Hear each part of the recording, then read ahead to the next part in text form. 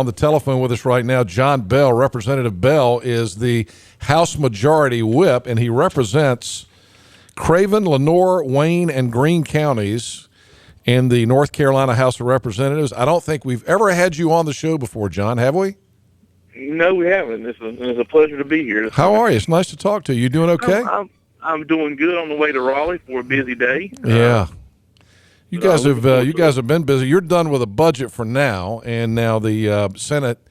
We had Buck Newton on yesterday, and the Senate is now working on their version of the budget, and we hear that it's going to be vastly different from the House priorities and the budget. And then there'll be a conference committee. Will you be on the conference committee? Well, I hope not, but but you never know.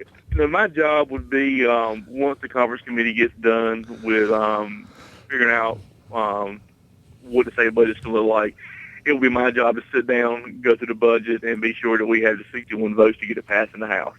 Yeah. And then, so that's really where I come into play. We've got a great group of senior chairs and appropriations chairs that have worked on our end of the budget.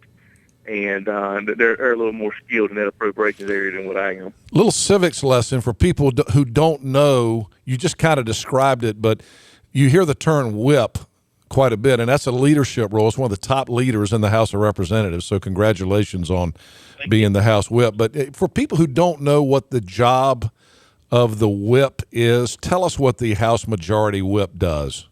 Well, a lot of people say it's herding cats. You know, when you got we have 75 members of our caucus, and anytime, well, you know, it just depends on the number of people that are there that day in the House.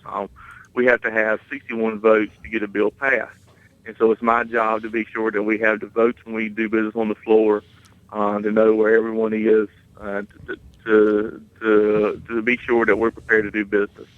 And the Speaker of the House and the majority go off my vote count. I do have a couple of deputy whips to help me out with this, but it's an honor that the caucus elected me to this position. And one of the things I really enjoy about it is I actually get a chance to get to know every single member of our caucus.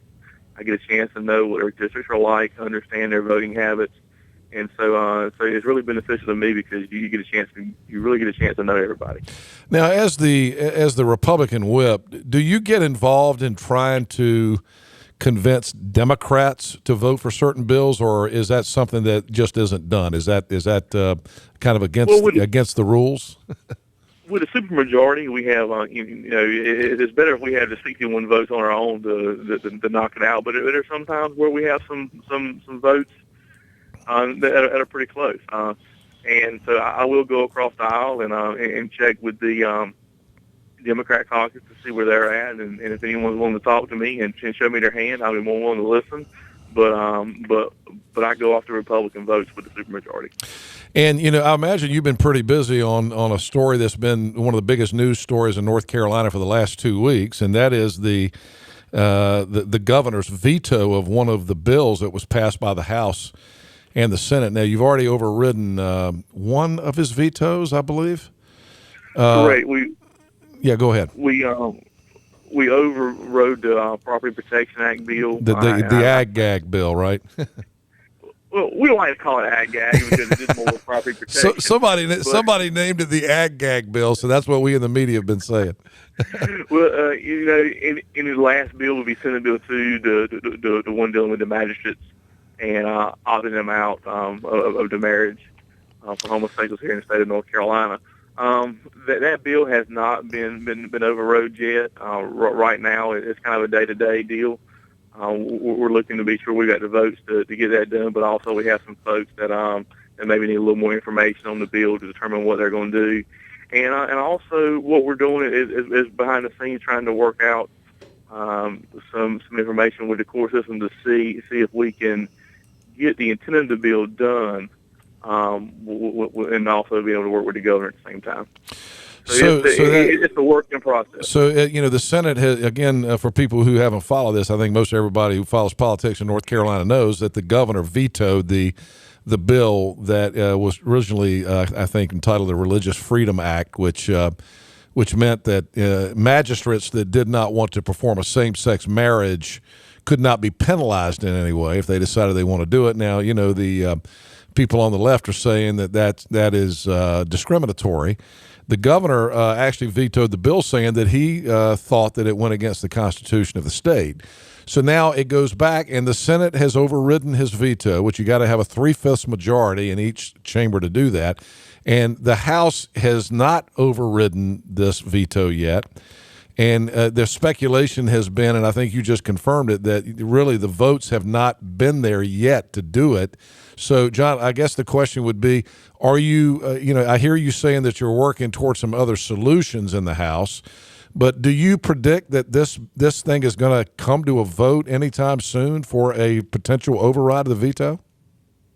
I think it will come to a vote, and at the end of the day, what John Bell would like to see happen is I would like to see it come to a vote, whether pass or fail. That way, every member of that chamber has an opportunity to get on record voting for that.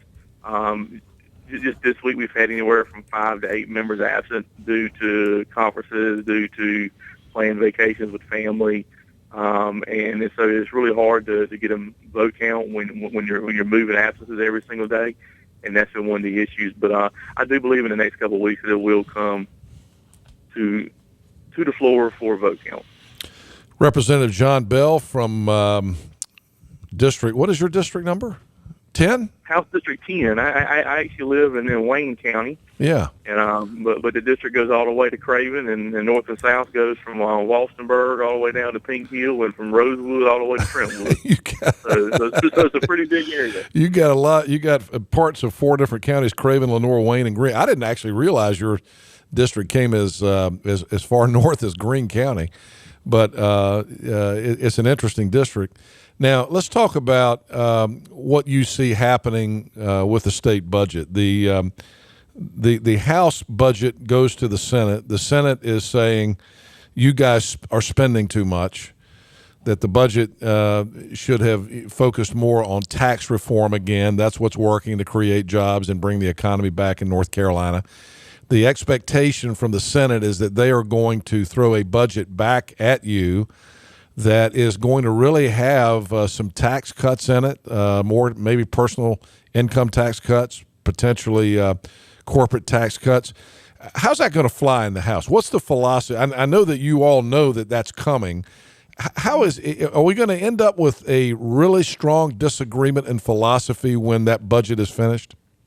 No, what people need to understand is this is actually a negotiating process. The only thing about our negotiating process is actually put out in the public for everyone to see.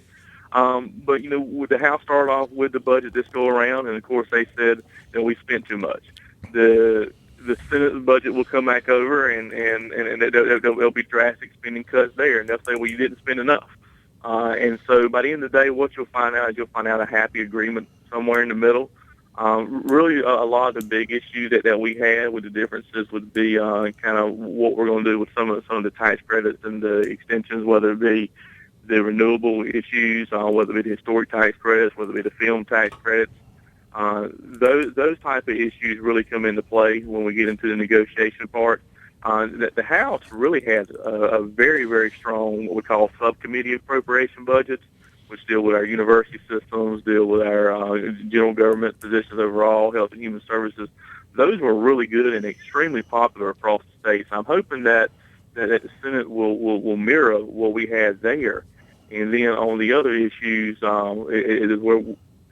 where we end up having the battleground. I think you'll see us come to an agreement, just like we always do. It may take a couple of weeks to get there, but our goal at the end of the day in both chambers is to have a very strong budget for the state of North Carolina. So that's what they let us to do. There's a lot of argument already. There was a $400 million, projected $400 million surplus this year.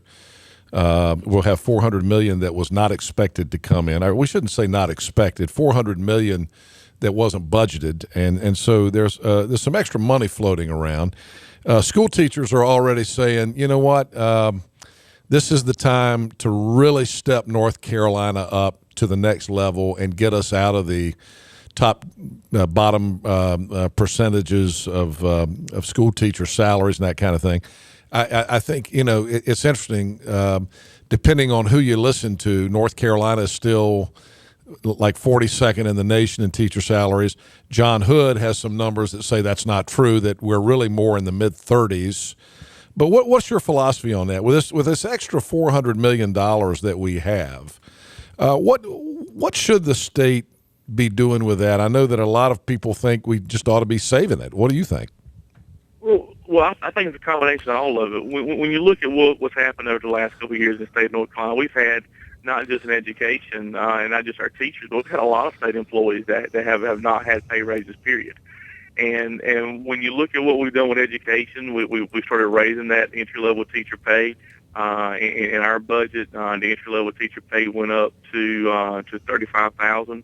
Plus, we did not freeze the steps, which has been done in the past. So the steps are up, so people are able to get an increase in salaries on the STEP program. Plus, we did a 2% raise across the board. So that was very beneficial, not just the teachers, but the state employees, period. So then we have to go back and look at what's happening in our court system. When our folks go, when the residents of Greenville or New Bern or Goldsboro go into the court system, they expect that court system to be efficient and functional. And right now we have cut in our court system, and it's at the bones right now. So that's one of the issues that we face going in. What are we going to do with our court systems? Because they've had long overdue raises in our clerk's office. You look at what's happened with our highway patrol. We're short highway patrol. We can't get highway patrolmen because they have not had significant raises in years. And so those are also avenues that we had to go back and look at. Look at our folks on the Department of Transportation, our folks in our prison systems. So we, when you look at all those different entities across the state that have been, without over the last couple of years, that $400 million surplus goes pretty quick. Representative John Bell, one of the rising stars in state government, no doubt, from Eastern North Carolina. John, we need some Eastern North Carolina stars in government. So keep doing it, man. That's one of the things I talk to people about when you look at the state. The big divide between rural and urban. And when you look at Eastern North Carolina, when Mecklenburg County has just as many representatives as we do in Eastern North Carolina, it's very important for us to unite as Eastern North Carolinians and stand up and fight for what's right east of 95. And so we got a good group up there. You've got a good cast there in Pitt County. Susan Martin, Representative Brian Brown, man, they do an outstanding job and are very well respected, and I enjoy working with them on a daily basis. Good to have you on the show. We'll do it again soon. Nice to talk to you. Thanks for being on the phone this morning. No problem. Thank you very much. All right, talk to you soon. Thank you. Representative John Bell, the House Majority Whip.